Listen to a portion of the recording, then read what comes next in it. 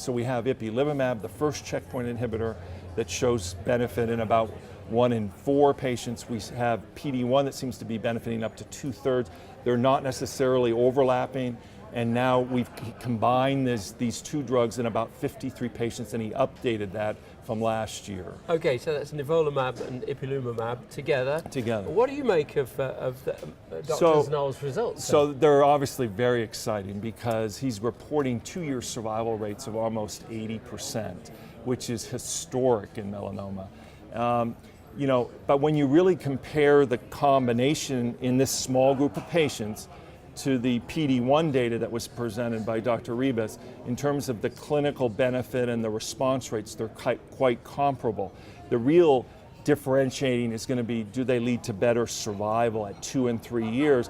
Right now, preliminarily, the combination does look superior, but they haven't been compared, and we need larger numbers. Now, this is in advanced melanoma, this is but widespread. do you choose your patients? No, that's the beauty of these checkpoint inhibitors. Unlike previous immunotherapy, like with high-dose IL-2, where we select patients with more modest disease and younger patients, it doesn't appear that age, sites of disease, and many other factors are critical to the immune response, as long as they're not so sick from the cancer that they don't have time. What's your feeling about the way checkpoint inhibition in melanoma is going, and the scope for multiple checkpoint inhibition? I think it's going to set the new platform for melanoma, and I think in the next 10 years we're going to be producing long-term survival in the majority of our patients.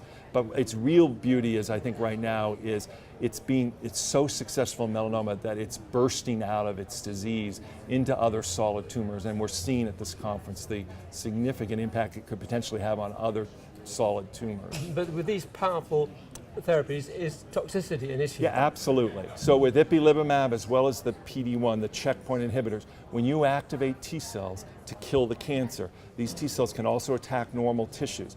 But we have worked out the patterns of these toxicities quite well, and they're basically skin, GI tract, liver, and the endocrine system.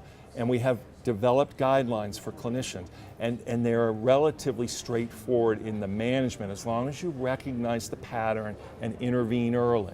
So it's not rocket science, and I think medical oncologists around the country will easily pick this up because they will want to be part of the good outcomes. And a brief take-home message for checkpoint inhibition for doctors coming from this meeting at ASCO? It's a brave new world of oncology, and watch out solid tumors. Here come the checkpoint inhibitors.